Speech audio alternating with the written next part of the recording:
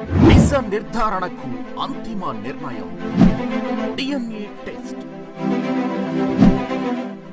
ఉన్నది ఉన్నట్లుగా వాస్తవాలను శోధించి వివరించేది మన డిఎన్ఏ టీవీ. మన రాష్ట్రం, మన ఛానల్. నమస్కారం, డిఎన్ఏ న్యూస్ కి స్వాగతం. ముందుగా ముఖ్యాంశాలు.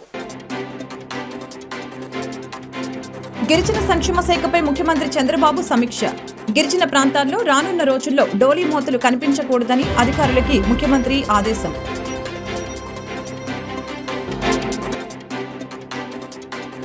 ఉప ముఖ్యమంత్రి పవన్ కళ్యాణ్ తో US consul general Jennifer Larson భేటీ. జెన్నిఫర్ లార్సన్ ని, ఆమె బృందాన్ని సత్కరించిన పవన్ కళ్యాణ్ పెట్టుబడుల్ని ప్రోత్సహించే సానుకూల దృక్పథం తమ ప్రభుత్వంలో ఉందని పవన్ వెల్లడి. జిల్లా ఎస్పీలతో హోంమంత్రి అనిత సమీక్ష. గత 5 ఏళ్లలో పోలీస్ వ్యవస్థను నిర్వీర్యం చేశారని విమర్శ. ఏజెన్సీ ప్రాంతంలో గంజాయి కట్టడికి సీసీ కెమెరాలతో ప్రత్యేక డ్రైవ్లు ఏర్పాటు చేస్తామని హోంమంత్రి వెల్లడి. రాష్ట్రంలోని గిరిజన ప్రాంతాల్లో రానున్న రోజుల్లో డోలీ మోతలు కనిపించకూడదని ముఖ్యమంత్రి నారా చంద్రబాబు నాయుడు అధికారుల్ని ఆదేశించారు. గత ప్రభుత్వ వ్యవస్థల విధ్వంసంతో గిరిజన ప్రజల జీవన ప్రమాణాలు దారుణంగా పడిపోయాయని ముఖ్యమంత్రి తెలిపారు. అవసరమైన మౌలిక వసతులు కల్పించడం ద్వారా, ఫీడర్ అంబులెన్స్లని తిరిగి ప్రవేశపెట్టడం ద్వారా రానున్న రోజుల్లో గిరిజన ప్రాంతాల్లో డోలీ మోతలు లేకుండా చూడాలని అన్నారు. అలాగే నెలలు నిండిన గర్భిణీల కోసం గతంలో తెలుగుదేశం ప్రభుత్వం అందుబాటులోకి తెచ్చిన గర్భిణీ వసతి గృహాలు మళ్లీ ప్రారంభించాలని తెలిపారు. తద్వారా గిరిజన మహిళలకి మేలు జరుగుతుందని చంద్రబాబు చెప్పారు. ప్రతిపక్ష నేత హోదా కోసం మాజీ సీఎం జగన్ హైకోర్టులో పిటిషన్ వేశారు. ఇందుకు సంబంధించిన వివరాలు ఇవ్వాలంటూ స్పీకర్ కార్యదర్శి, అసెంబ్లీ కార్యదర్శికి హైకోర్టు నోటీసులు జారీ చేసింది. జగన్ వేసిన పిటిషన్ పై విచారణను హైకోర్టు 3 వారాలు వాయిదా వేసింది. ఆంధ్రప్రదేశ్ అసెంబ్లీలో ప్రతిపక్ష నేత హోదా కోసం వైసీపీ అధినేత మాజీ సీఎం జగన్ వేసిన పిటిషన్ పై విచారణను హైకోర్టు 3 వారాలు వాయిదా వేసింది. తమకు ప్రతిపక్ష నేత హోదానివ్వాలని వైసీపీ ఇప్పటికే స్పీకర్ కు విజ్ఞప్తి చేసినట్లు జగన్ తరపున న్యాయవాది ఈరోజు విచారణ సందర్భంగా హైకోర్టు తెలిపారు. ఇందుకు సంబంధించిన వివరాలు ఇవ్వాలంటూ స్పీకర్, కార్యదర్శి, అసెంబ్లీ కార్యదర్శికి హైకోర్టు మంగళవారం నోటీసులు జారీ చేసింది. తదుపరి విచారణను వాయిదా వేసింది. కక్షపూరితంగానే ప్రతిపక్ష హోదాను ఇవ్వటం లేదని జగన్ తరపు న్యాయవాది కోర్టుకు తెలిపారు. ప్రతిపక్ష నేతగా స్పీకర్ కు జగన్ రిప్రజెంటేషన్ ఇచ్చారా అని హైకోర్టు అడిగింది. గత నెల 24న ఇచ్చినట్లు జగన్ తరపు న్యాయవాది సమాధానమిచ్చారు. దీంతో న్యాయమూర్తి నోటీసులు జారీ చేశారు. ఉప ముఖ్యమంత్రి Pavan Kalyan US consul general Jennifer Larson భేటీ అయ్యారు. రాష్ట్రంలో రాజకీయ స్థిరత్వంతో కూడిన ప్రభుత్వ పాలన ఉందని, పెట్టుబడుల్ని ప్రోత్సహించే సానుకూల దృక్పథం తమ ప్రభుత్వంలో ఉందని పవన్ కళ్యాణ్ తెలిపారు. రాష్ట్ర ఉప ముఖ్యమంత్రి పవన్ కళ్యాణ్ తో US consul general Jennifer Larson మర్యాదపూర్వకంగా భేటీ అయ్యారు. ఉప ముఖ్యమంత్రిగా బాధ్యతలు స్వీకరించినందున అభినందన తెలియజేసి జ్ఞాపికను అందజేశారు. మంగళవారం ఉదయం మంగళగిరిలోని పవన్ కళ్యాణ్ నివాసంలో ఈ సమావేశం జరిగింది. ఈ సందర్భంగా జెన్నిఫర్ లార్సన్ ని, ఆమె బృందాన్ని పవన్ కళ్యాణ్ సత్కరించారు. ఈ సందర్భంగా ఆంధ్రప్రదేశ్ రాష్ట్రంలో పెట్టుబడులు, అభివృద్ధి ప్రాజెక్టులకి చేపట్టేందుకు ఉన్న అవకాశాలు చర్చకు వచ్చాయి. మారుతున్న సాంకేతికతను అందిపుచ్చుకునే నైపుణ్యం కలిగిన యువత రాష్ట్రంలో ఉన్నారని, వారి ప్రతిభకు తగిన అవకాశాలు అందించడంలోనూ, ఉన్నత విద్యకు అమెరికా వెళ్లే వారికి తగిన సహకారం, మార్గనిర్దేశం అందించాలని పవన్ కోరారు. పర్యావరణ హితమైన కార్యక్రమాలకు ప్రోత్సాహం ఉంటుందని తెలిపారు. సమావేశంలో యుఎస్ కౌన్సిల్ పొలిటికల్ ఎకనామిక్స్ విభాగం చీఫ్ ఫ్రాంక్ టాలుటో, ఆ విభాగం ప్రతినిధులు మాలికారే, శివప్రసాద్ త్రిపాఠి పాల్గొన్నారు. వివిధ జిల్లా ఎస్పీలతో హోంమంత్రి అనిత సమీక్ష నిర్వహించడం జరిగింది. ఏజెన్సీ ప్రాంతంలో గంజాయి సాగుపై సీసీ కెమెరాలతో నిఘా పెట్టామని, గంజాయి కట్టడికి అన్ని జిల్లాల్లో ప్రత్యేక డ్రైవ్లు నిర్వహిస్తామని తెలిపారు. గత 5 ఏళ్లలో పోలీస్ వ్యవస్థ రాష్ట్రంలో పోలీసుల సంక్షేమం, గంజాయి నివారణ, ఇతర అంశాలపై హోంమంత్రి అనిత జిల్లా ఎస్పీలతో విశాఖలో నేడు సమీక్ష నిర్వహించారు. ఈ సందర్భంగా ఆమె మాట్లాడుతూ గంజాయి నివారణపై మంత్రివర్గ ఉపసంఘాన్ని నియమించినట్లు తెలిపారు. ఏజెన్సీ ప్రాంతంలో గంజాయి సాగుపై సీసీ కెమెరాలతో నిఘా వేస్తామని చెప్పారు. గంజాయిని కట్టడి చేసేందుకు అన్ని జిల్లాలో ప్రైవేటు డ్రైవ్ నిర్వహిస్తామని అనిత పేర్కొన్నారు. డ్రగ్స్ సేవించినట్లు నిర్ధారించే పరికరాలు అందుబాటులో లేవని, గత 5 ఏళ్లలో పోలీస్ వ్యవస్థను నిర్వీర్యం చేశారని విమర్శించారు.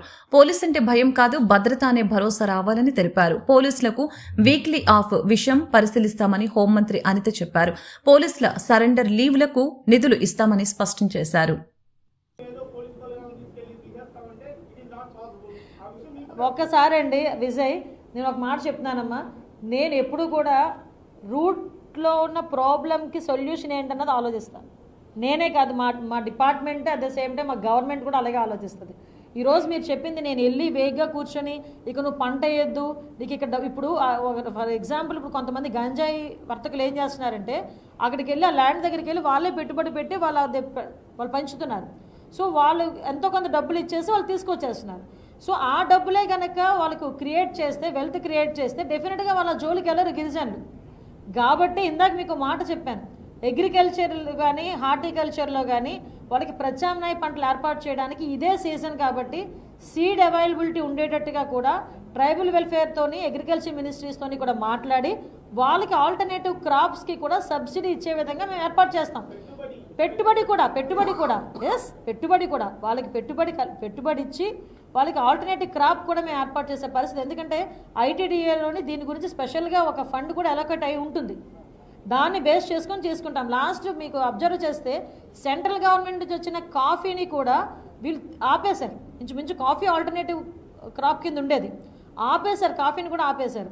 నేనేమంటానంటే టర్మరిక్ మీరు అబ్జర్వ్ చేస్తే అసలు నిజంగా గిరిజనులు పండించుకోవాలి అనుకుంటే కనుక ఇదెక్కడ మన జింజర్ కానీ టర్మరిక్ కానీ చేసుకుంటే టర్మరిక్ ఆయిల్ ఇంత చిన్న బాటిల్ 5,000 రూపాయలండి. ఒక 6 months క్రాప్ ఉంటుంది టర్మరిక్. ఆ క్రాప్ కనుక వాళ్ళని కొంచెం మనం దానికి సంబంధించి కొంచెం నగరంలో గంజాయిపై ఉక్కుపాదం మోపుతున్నామని విజయవాడ పోలీస్ కమిషనర్ రాజశేఖర్ బాబు తెలిపారు. విజయవాడ పోలీస్ కమిషనర్ పరిధిలో 4 గంజాయి కేసులలో 17 మంది నిందితుల్ని అరెస్టు చేశామని వెల్లడించారు. విజయవాడ నగర పోలీస్ కమిషనర్ రాజశేఖర్ బాబు మీడియాతో మాట్లాడారు. రాష్ట్రాన్ని మాదక ద్రవ్య రహిత రాష్ట్రంగా తీర్చిదిద్దాలని ప్రభుత్వ ఆదేశాల మేరకు ఇప్పటికే 100 రోజుల యాక్షన్ ప్లాన్ సిద్ధం చేశామని స్పష్టం చేశారు. విజయవాడ పోలీస్ కమిషనర్ పరిధిలో 4 గంజాయి కేసుల్లో 17 మంది నిందితుల్ని అరెస్టు చేశామని వెల్లడించారు. ఈ 17 మంది నిందితులు నేర చరిత్ర కలిగిన వ్యక్తులే అని, నిందితుల వద్ద నుంచి 46 కేజీల గంజాయి స్వాధీనం చేసుకున్నామని తెలిపారు. వీరిని రిమాండ్కి పంపుతున్నామని, గంజాయిని అరికట్టేందుకు అన్ని చర్యలు తీసుకుంటున్నామని చెప్పారు. గతంలో పలు అక్రమ మారక ద్రవ్యాల కేసుల్లో అరెస్ట్ అయిన వారిని జియో ట్యాగ్ ద్వారా ఎప్పటికప్పుడు పర్యవేక్షిస్తున్నామని, గంజాయికి అలవాటు పడి సులభంగా డబ్బులు సంపాదించడానికి అక్రమంగా గంజాయిని కొనుగోలు చేసి పలు ప్రాంతాల్లో వీరు విక్రయించి జలసాలు చేస్తున్నారని చెప్పారు. విజయవాడ నగర పరిధిలో గత 5 ఏళ్లలో గంజాయిపై 719 కేసులు రిజిస్టర్ అయ్యాయని, సీలేరు నుండి ఎక్కువగా ఈ గంజాయి తీసుకుని వస్తున్నారని తెలిపారు. గంజాయి విక్రయంలో సంబంధమున్న ప్రతి వ్యక్తిని అరెస్టు చేసి శిక్ష పడేలా చేస్తామని తెలిపారు. జరిగింది. సో తద్వారా ప్రతి కాలేజీలో కావచ్చు, ప్రతి కార్నర్లో కావచ్చు మీటింగ్స్ ఏర్పాటు చేసి దీని మీద అవగాహన కల్పించడం ముఖ్య ఉద్దేశంగా ముందుకు పోతున్నాం. ఆల్రెడీ నిన్నే చెప్పాను నేను, గంజా పెడ్లర్స్ ఎవరైతే ఉన్నారో వాళ్ళందరి మీద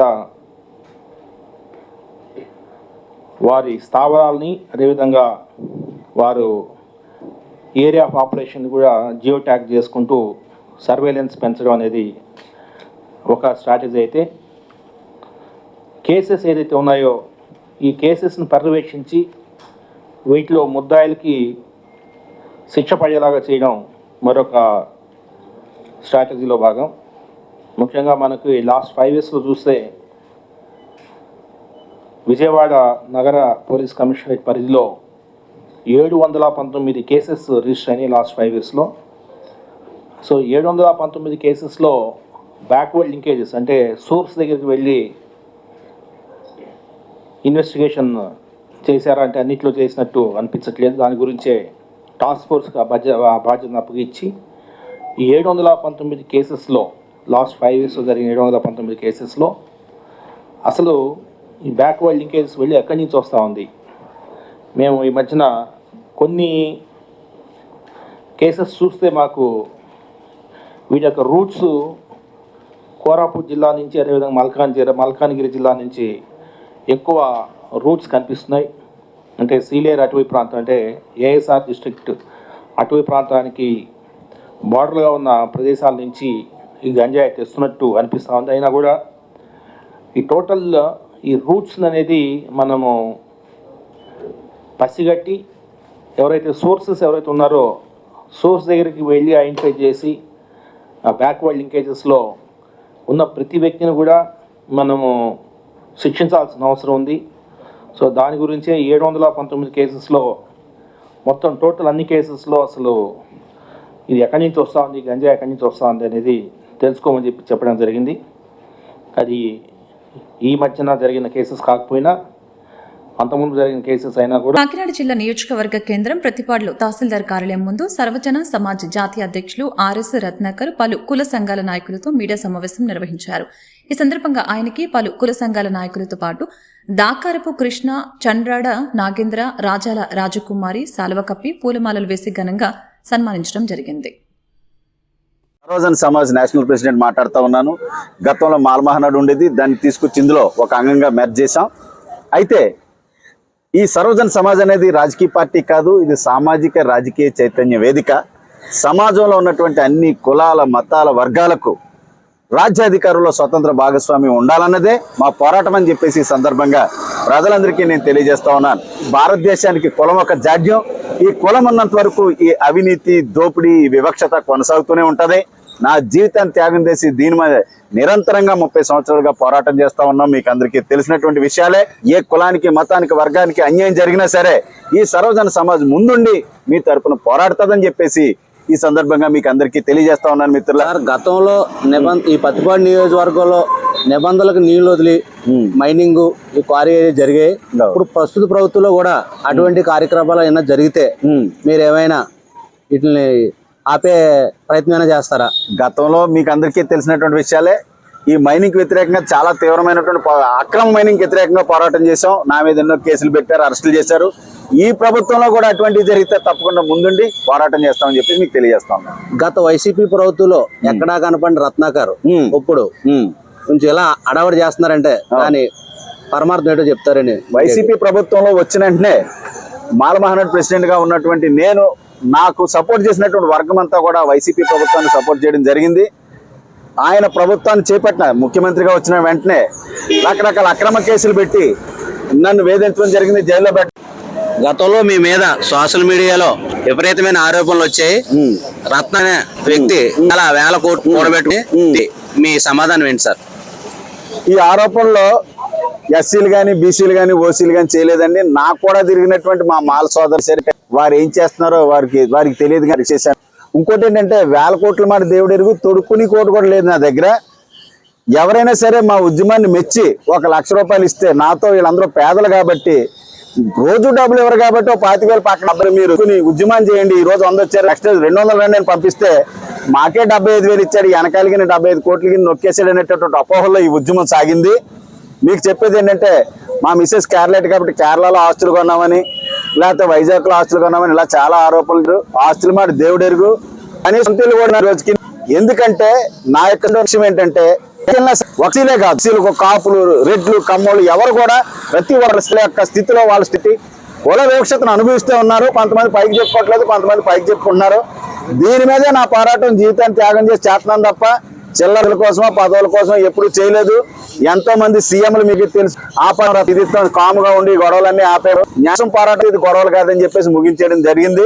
దయచేసి ప్రజలందరికీ చెప్పదొకటే, నా పేరు మీద ఎక్కడన్నా ఆధార్ కార్డు కానీ, నడిచి కానీ, పోలీసులో రెవెన్యూ ఆఫీస్ ఉంటాయి, క్వైరీ చేసుకోండి. ఉంటేదండి నాకేముందండి నాకు ఇవ్వండి. మరొకసారి తెలియజేస్తా ఉన్నాను, ఆస్తి మాట దేవుడికి సొంత లేదు. ఈ నెలది సరిగ్గా కట్టకపోతే మరి బయటకు గెంటేసే పరిస్థితి అని చెప్పేసి పత్రికా ముఖంగా భారతదేశంలో ప్రపంచవ్యాప్తంగా ఉన్న నా అభిమానులందరికీ తెలియజేస్తాం. గతంలో మీరు ముఖ్యమంత్రితో సనుగా ఉండేవారు, అదే ఇప్పుడు ప్రస్తుతం ముఖ్యమంత్రితో కొనసాగిస్తున్నారా? నాకు చంద్రబాబు గారు, రెడ్డి గారు, నేను యూనివర్సిటీ ప్రెసిడెంట్ గా 1991 నుంచి వాళ్ళు ఉండేవాడిని. ఆ క్రమంలో ముఖ్యమంత్రి మాకు ఎవరనేది ముఖ్యం కాదు, అన్ని కులాల, మతాల, వర్గాలకు న్యాయం చేయాలి.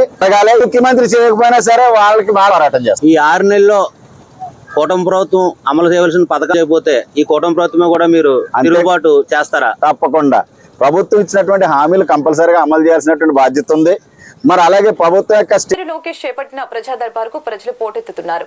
లోకేష్ ప్రతి ఒక్కరిని స్వయంగా కలుస్తూ వినతులను స్వీకరించారు.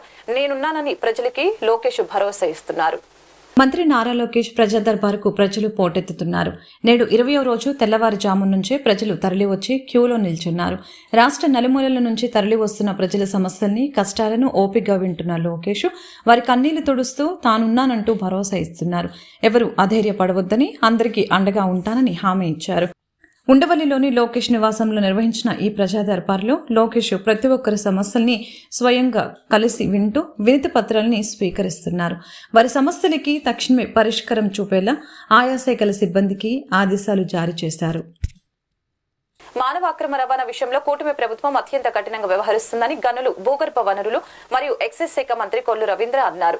ప్రత్యేకంగా మహిళల విషయంలో జరుగుతున్న అక్రమ రవాణాను అరికట్టేందుకు ప్రభుత్వం చిత్తశుద్ధితో పనిచేస్తుందని అన్నారు. మానవ అక్రమ రవాణా వ్యతిరేక దినోత్సవాన్ని గురించి మంత్రి కొల్లు రవీంద్ర మాట్లాడుతూ మానవ అక్రమ రవాణా అనేది అత్యంత తీవ్రమైన నేరమని తెలిపారు.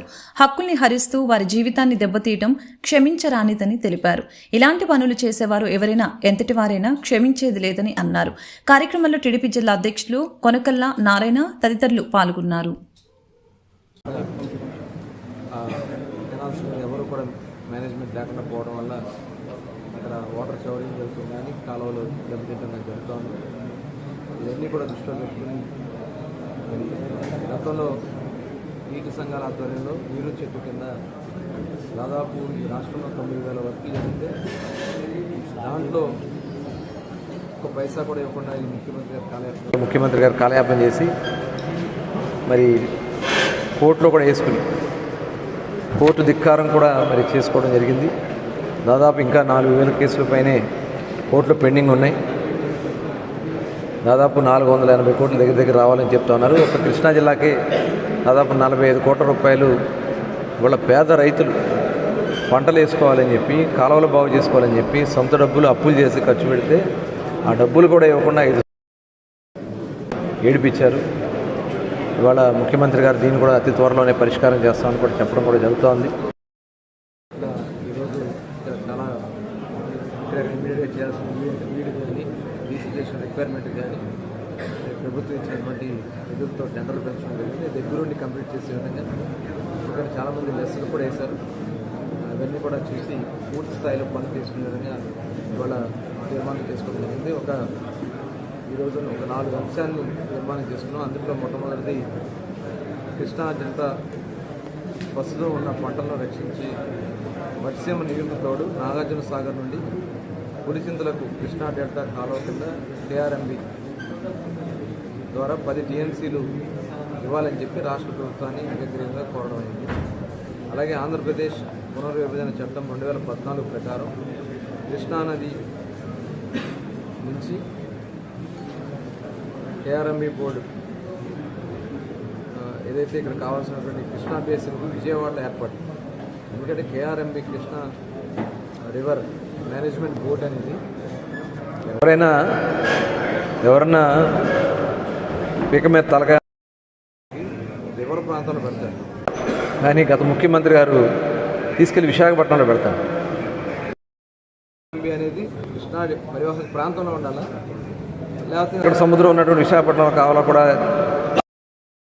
కాబట్టి ఈ సమావేశం ద్వారా కేఆర్ఎంబి కార్యాలయాన్ని విజయవాడలోనే ఏర్పాటు చేయాలని చెప్పి తీర్మానం చేసుకోవడం జరుగుతోంది. అలాగే కృష్ణా డెల్టాలో లస్కర్ని అవుట్సోర్సింగ్ కింద ఏర్పాటు చేసుకునే దానికోసం కూడా పర్మిషన్ కోసం తీర్మానంలో పెట్టుకోవడం జరిగింది. అలాగే గన్నవరం నియోజకవర్గంలో మరి పోలవరం కుడికాలువ 137.29 కిలోమీటర్ల నుండి ఏలూరు కాలువ అనుసంధానానికి రివైజ్డ్ ఎస్టిమేషన్ ద్వారా గన్నవరం శాసనసభ్యులు వెంకటరావు గారు అడిగిన 32.10 కోట్లకు వెంటనే కొత్త ల్యాండ్ ఏర్పాటు చేయాలని కూడా ఈ సమావేశం ద్వారా తీర్మానించారు. విజయవాడ తూర్పు నియోజకవర్గంలోని పలు రహదారులు, అంతర్గత రోడ్లను అభివృద్ధి చేయనున్నట్లు ఎమ్మెల్యే గద్దె రామ్మోహన్ తెలిపారు. ప్రధాన రహదారుల్ని అనుసంధానించే పనుల్ని గత ప్రభుత్వం పట్టించుకోలేదని ఆయన విమర్శించారు.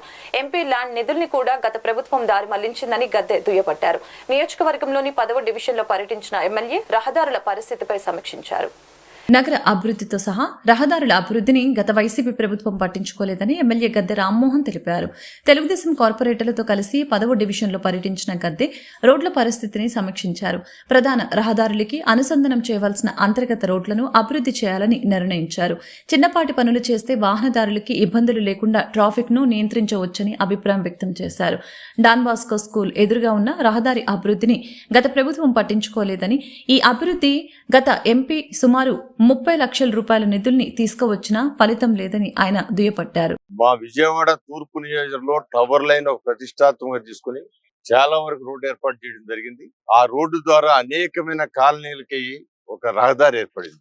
ఒక దారి ఆ కాలనీలకి ఇటు నుంచి ఎటు వెళ్ళాలని కూడా అది మంచి సదుపాయం ఏర్పడింది. దాన్ని తెలుగుదేశం పార్టీ 2014-19లో ప్రతిష్టాత్మకంగా తీసుకుని ఆ రోడ్డుని ఏర్పాటు చేయడం జరిగింది. ఆ రోడ్డు చాలా వరకు అక్కడ ఒక ముక్క మిగిలింది, వాళ్ళు ఇక్కడ చిన్న ముక్క మిగిలింది. జగన్మోహన్ రెడ్డి గారి ప్రభుత్వంలో ఎంత దుర్మార్గం అంటే, ఆ రోజున ఎంపీగా ఉన్న కేసినేని నాని గారు దానికి 30 లక్షలు ఒక ముక్క కలపడానికి, పంటకాల రోడ్డు కలపడానికి ఒక 30 లక్షల రూపాయలతో అయిపోయే పని ఆయన నిధులు ఇస్తే, ఆ రోజు తెలుగుదేశం పార్టీలో ఉన్నారు. తెలుగుదేశం పార్టీ ఎంపీ నిధులు వాడకుండా ఉండటానికి కమిషనర్ని ఇన్ఫ్లుయెన్స్ చేశారు, అధికారులు ఇన్ఫ్లుయెన్స్ చేశారు. అంటే ఒక అభివృద్ధి కార్యక్రమం మీద వాళ్ళ చిత్తశుద్ధి ఎంత ఉందో ఈ ఒక్క పాయింట్ లో మనకు అర్థమవుతా ఉంది. సో ఆ రహదారులన్నీ కూడా నారా చంద్రబాబు నాయుడు గారి నాయకత్వంలో రహదారులన్నీ మెరుగుపరిచే కార్యక్రమంలో ఇక్కడ ఆ చిన్న ముక్క ఏర్పాటు చేసుకోవటం, అదేవిధంగా అక్కడ ముస్లిం సోదరులు వాళ్ళ యొక్క ప్రార్థనా మందిని కట్టుకోవడం జరుగుతుంది. అది కూడా రిక్వెస్ట్ చేసి తొందరగా ముందు కింద ఫ్లోర్ పూర్తి చేసుకుని వాళ్ళ ప్రార్థన ఇటు మార్చుకుంటే, దాన్ని కూడా తీసుకుంటే ఒక చక్కటి రహదారి ఉంది. ఈ టవర్ లైన్ రోడ్డు ఎంత గొప్ప రోడ్డు అంటే, విజయవాడ నగరానికి ఒక హైదరాబాద్ నగరం నక్లిస్ రోడ్డు ఎట్లాంటిదో ఈ టవర్ లైన్ రోడ్డు అంత కళండ రోడ్డు, ఇంత విశాలంగాను, ప్రతి ఇల్లు కూడా అంతకుముందు మారుమూల ఉన్న ఇళ్ళన్నీ కూడా ఓపెన్ గా అవటం, ఈ రోడ్డు మేము ప్రతిష్టాన్ని తీసుకుని దాన్ని మరింత మెరుగులు దిద్దుతామని కూడా తెలియజేస్తున్నాం. అదేవిధంగా ఇక్కడ కరెంట్ లైన్ల వలన ఇళ్లకి కరెంట్ షాక్ పడుతుందని చెబుతున్నారు. దాన్ని కూడా అధికారులు అందరూ వచ్చారు. వాటి షిఫ్టింగ్ కూడా ఎప్పుడో జరగాల్సింది, దాన్ని కూడా రాజకీయం ద్వారానే జరగలేదు. ఈసారి వాటిని కూడా పరిష్కరిస్తామని తెలియజేస్తాం. గత 5 సంవత్సరాలుగా అభివృద్ధి అంటే తెలియని వార్డు ఏదైనా ఉంటే అది 10వ వార్డు అనే చెప్పుకోవాలి. ఇక్కడ 5 పైసలు విలువైన పని కూడా జరగలేదండి. మరి ఎన్ని ప్రతిపాదనలు పెట్టినా కూడా మరి ఎలాంటి స్పందన లేకపోవడం, ఆఫీస్ రిమార్కులో పెట్టి దాన్ని చిన్న ప్యాచ్ వర్క్లు కూడా వీలు లేకుండా చేసేసారు ఈ డివిజన్లో. మరి అలాంటిది అభివృద్ధి అనేది ఇప్పుడే స్టార్ట్ అవుతా ఉంది. అట్లాగే ఈ హై టెన్షన్ రోడ్ అనేది కూడా ఇది ఒక మణిహారం లాగా చాలా పెద్ద రోడ్డుగా యాక్సెస్ అయింది. ఇది ఇక్కడ నుంచి కూడా పంటకాల రోడ్డు దగ్గర నుంచి ఆయుష్ వరకు, కరెన్సీ నగర్ వరకు ఉన్న ఈ రోడ్డు వల్ల విపరీతమైన ట్రాఫిక్ పెరగటమే కాకుండా చాలా సులువుగా కూడా మరి మెయిన్ హైవే ఎక్కువకుండా ఇటు నుంచి వెళ్ళిపోవడం జరుగుతుంది. మంచి రోడ్డుగా దీన్ని అందరూ చాలా ఎక్కువగా వాడుతున్నారు. అలాగే మూసుకుపోయి ఉన్నటువంటి కాలనీలన్నీ కూడా ఈ రోడ్డు తోటి అన్ని ఓపెన్ అయిపోయినట్టు, ఇంకా వాళ్ళ ఫేస్ వాల్యూ కూడా బాగా పెరిగిందని కూడా చెప్తున్నారు ఇక్కడ స్థానికులు. మరి ఈ రోడ్డు ఈ చిన్న ముక్క ఒకటి ఇక్కడ ఇంకా డెవలప్ అవ్వలేదండి. మరి అలాగా ఆ చివర కూడా విజయనగర్ కాలనీ చివరి రోడ్డు కూడా ఇంకా ఒక 250 మీటర్లు, అది కూడా టెండర్ ప్రాసెస్కి వచ్చింది. ఆ రోడ్డు కూడా తొందరలోనే పడుతుందని చెప్పని మేము ఆశిస్తున్నాము. ఈ రోడ్డు ఎక్స్టెన్షన్ అనేది ఏదైతే ఉందో ఆ చివరి వరకు వెళ్తే దాదాపు ఏలూరు రోడ్డుకి ప్యారలల్ గా ఉన్న ఈ రోడ్డు కూడా చాలా మంచి వృద్ధి చెందుతుంది. దీనికి కూడా ఒక మంచి పేరు మరి చంద్రబాబు నాయుడు గారి పేరు, ఎన్టీఆర్ గారి పేరు కానీ ఏదన్నా ఒకటి పెట్టదలిసి ప్రపోజల్ కూడా ఒకటి పెడతాము మేము. తప్పకుండా దీన్ని మంచి యాక్సెస్ రోడ్డుగా అందరూ భావిస్తున్నారు.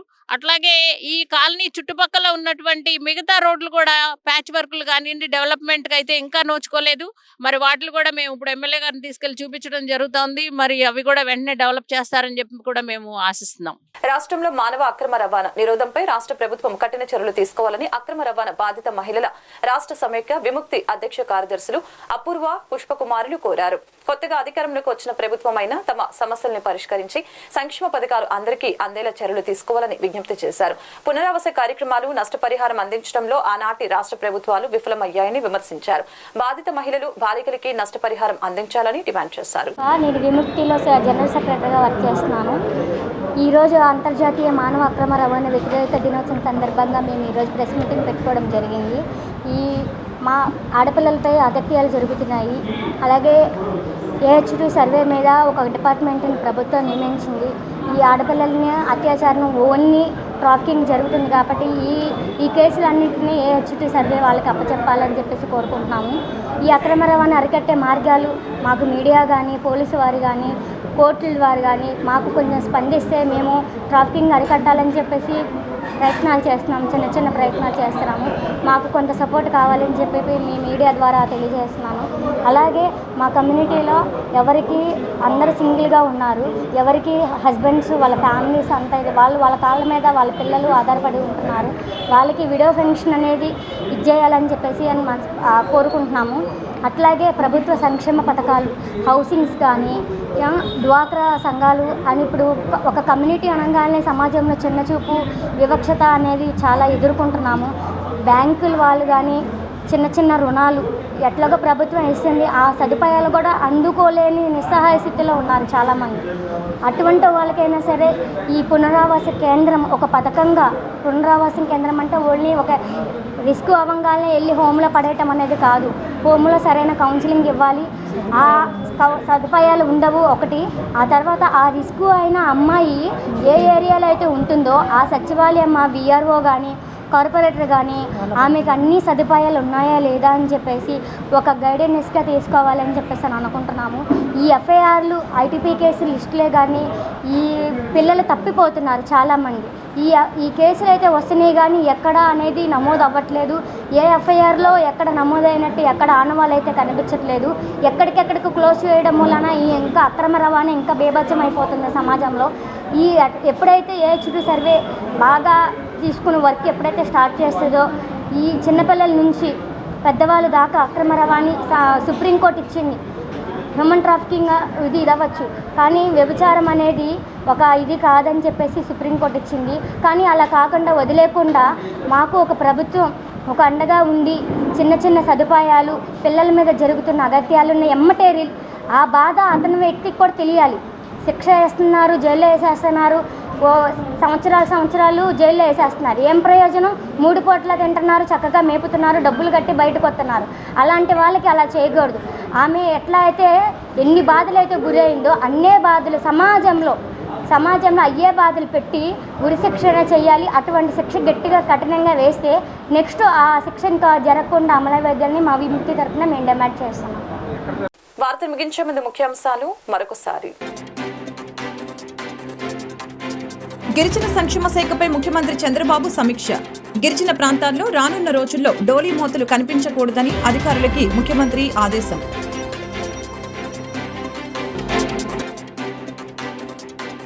ఉప ముఖ్యమంత్రి పవన్ కళ్యాణ్ తో US consul general Jennifer Larson భేటీ.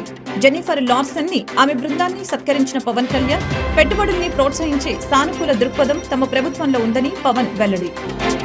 జిల్లా ఎస్పీలతో హోంమంత్రి అనిత సమీక్ష.